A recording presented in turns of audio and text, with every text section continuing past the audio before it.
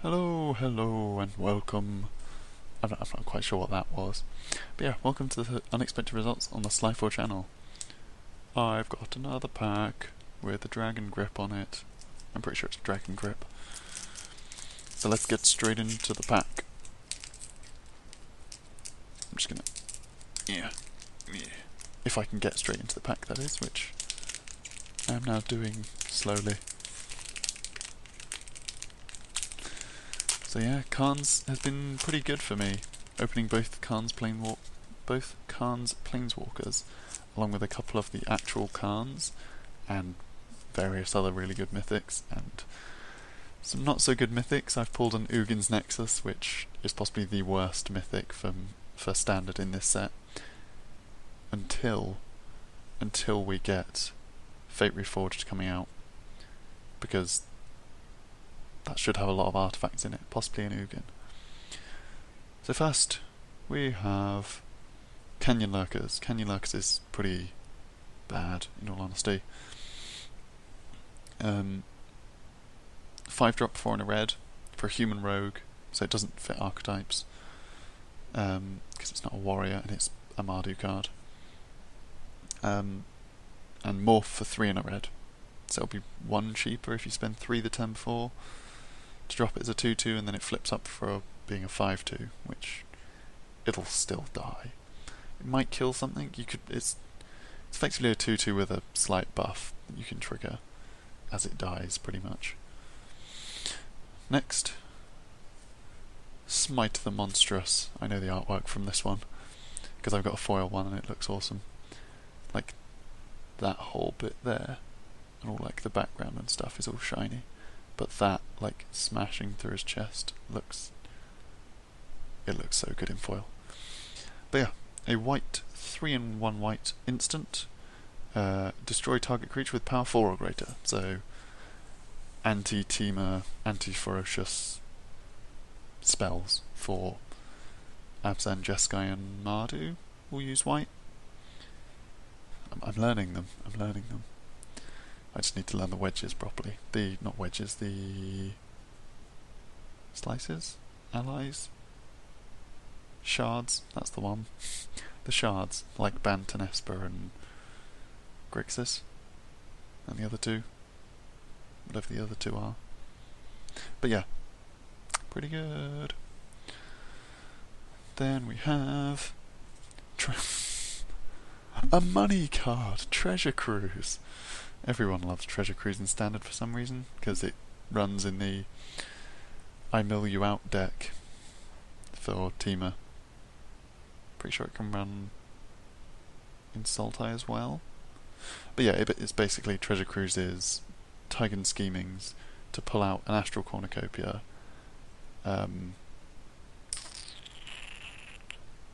Jeskai Ascendancy? Jeskai Ascendancy, Astral Cornucopia, something that taps for mana, so like an Elvish Mystic, but people use Sylvan Caryatids because they can't be burnt out easily, and Retraction Helix. So you basically drop your Sylvan Caryatid, next turn drop your Jeskai Ascendancy, Sylvan Caryatid untaps, tap it again for mana to Retraction Helix, which untaps it, tap it again for mana to Astral Cornucopia, which untaps it, which means you can tap it to bounce your Astral Cornucopia, which all the while you're using Jeskai Ascendancy to rummage through for like, what is it? For a Brood something, the artifact that basically mills every time you draw a card.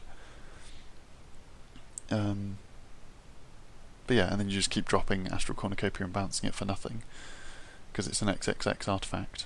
So you drop it for nothing, then you tap, bounce it, play, tap, bounce it, play, tap, bounce it, untap, play, and yeah, you go on forever until you play the Brood artifact, and then you do the same.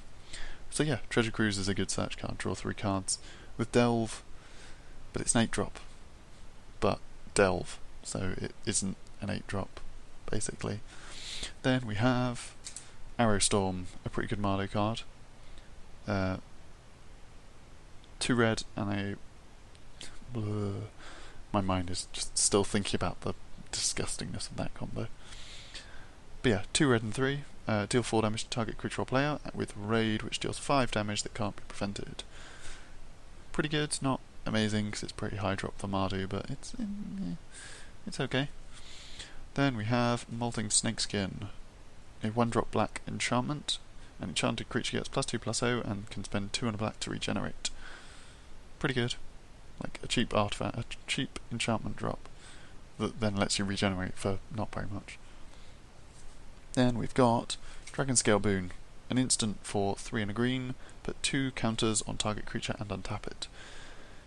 So a combat trick in Temur, a combat trick in Sultai, and then a really good card in Abzan, because the 2+1/+1 counters, which is basically like, I untap this and give it all of my Outlast triggers that are on the field, because you weren't expecting that. Then we have Sidisi's Pet, a Sultai Zombie Ape, for 3 and black, for a 1/4 lifelinker, and it morphs for 1 and a black. So that's pretty good. Its defense goes up, its attack goes down, but it gains lifelink. I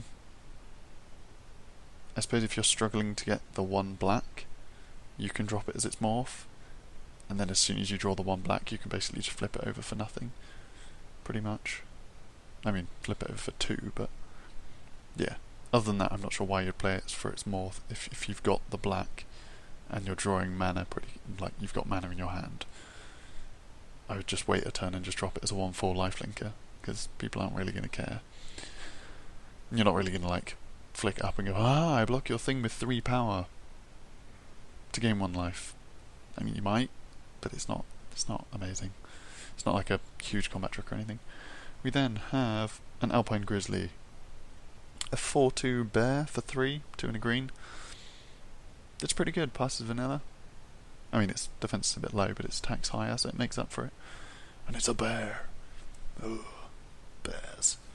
Then we've got a Jeskai banner. I'm not fond of banners, so I'm just going to skip straight over that. First uncommon, Riverwheel Aerialists. I don't have these yet. 5 and a blue. I was about to say 5 and a white then, but no, Jeskai. I mean, they can use white, but 5 and a blue for Riverwheel Aerialists, which is a bit of a mouthful. Riverwheel Aerialists. They are a flying 4/5 with prowess. So yeah, pretty good. Flying makes them perfectly viable. A 4/5 prowess for 6 is perfectly good. Like, I'd probably run something like Dragon Style Twins rather, because I think they're a little bit cheaper and they've got double strike prowess rather than flying prowess. But if you need flying blockers, then yeah, Riverwheel Aerialists. We then have Ride Down, a pretty good combat trick for Mardu or Jeskai. It's a red and a white instant, destroy target blocking creature. Creatures that were blocked by that creature this combat gain trample. So you basically throw this down in response to them blocking you with something huge. Destroys their creature, gives your little thing trample, so that all the damage that would have been dealt to that creature get dealt to the player instead. So it's pretty good. It's a pretty good card. We've then got a Sultai Charm. I don't think I've pulled a Sultai Charm yet. This is the non-buy box promo version, obviously, because I just pulled it from a booster, but yeah. It drops for Sultai, so black, green, I was actually going to say that correct. I keep going to say white. Black, green, blue, not white.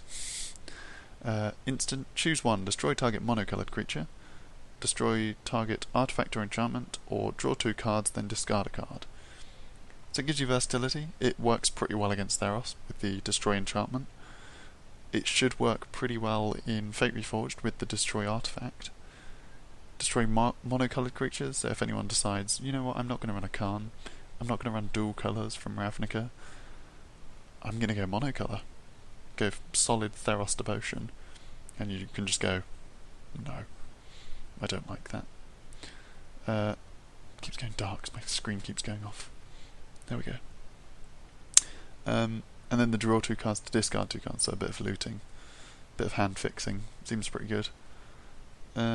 We then have a Jeering Inquisitor. I've got one of these in my Goblin deck. I know what you're thinking, Goblins. Bleh. It's pretty disgusting, but it's incomplete at the moment, so instead I've got Kithkins, which I can prove by going Augury Adept. I mean, I've got more, like my Kithkin Highlander deck. It's a pretty beast. I haven't actually tried it yet. I still need a couple more sleeves because I ran out while trying to sleeve it a second ago. But yeah, it's pretty good. Anyway, a colourless and a red for the Jeering Inquisitor for a 2/1, or you can morph it in, and if when you turn it face up, you get an Act of Treason, basically. And the morph is a red and 2 instead of a red and 1, because I suppose you only get the Act of Treason for flipping it up, for morphing it, and that's our rare. Not great. But then we have ooh, that looks pretty nice. I'm not sure if you can see this properly. A foil Ghostfire blade. Let's try and catch it in the light. Oh. All that shiny glacier in the background. Just turning and blinding myself. Yeah, a 1-drop artifact equipment. Equipped creature gets +2/+2, equipped for 3, and the equip costs 2 less if you activate it to target a colourless creature. So if you throw it onto an artifact creature, look how much the hands stand out. If you throw it onto an artifact creature, you basically get it for equip 1. So that's pretty good. And then we have a plains and a goblin token. Little goblins. Okay, so I would say not including Jeering Inquisitor, but I even wouldn't pick him from the pack even if he was included. I would probably go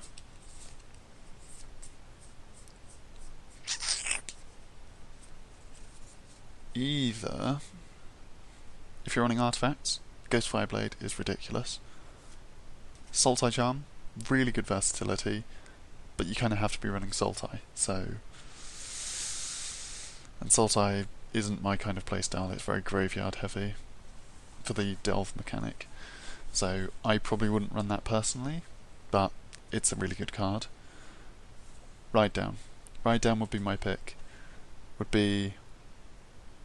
because it runs in Jeskai or Mardu, both of which I play, and it's a good combat trick to just take out something huge and not get rid of one of your creatures for it. It's a combat trick destroy spell.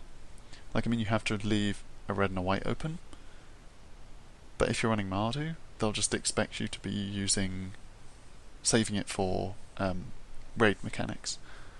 If you've got things that, like, if you've got some other mana open, they'll just be like, oh, okay, he's trying to drop some big raid, I better throw a blocker in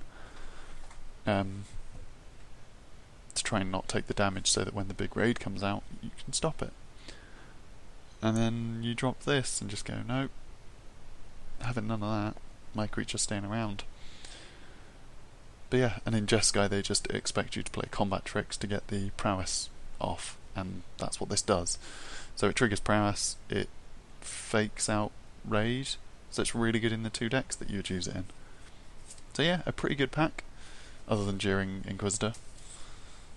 Nowhere near as good as my pack last week though. I'm still so happy about that card. Oh. But yes, I hope you enjoyed this video. Magic fingers. I hope you enjoyed this video, and I shall see you next week for more unexpected results. Goodbye.